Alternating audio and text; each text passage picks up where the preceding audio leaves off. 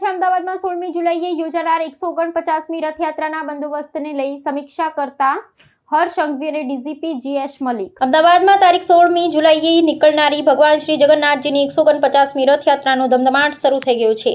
Ahmedabad police પણ રથયાત્રામાં ચુસ્ત સલામતી અને સુરક્ષા માટે સજ્જ છે। રથયાત્રાને ધ્યાનમાં રાખી રાજ્યના નાયબ મુખ્યમંત્રી હર્ષ સંઘવી તેમજ ડીજીપી જીએસ મલિકે બુધવારે રાત્રે અમદાવાદ પોલીસ કમિશનર કચેરીમાં ડીસીપીથી માંડી કમિશનર સુધીના અધિકારીઓ સાથે મીટિંગ યોજી રથયાત્રાના બંદોબસ્તની સમીક્ષા કરી હતી। હર્ષ સંઘવી અને મલિકે તમામ પોલીસ અધિકારીઓને રથયાત્રા શાંતિપૂર્ણ વાતાવરણ સંપન્ન થાય તે માટે યોગ્ય માર્ગદર્શન આપ્યું હતું।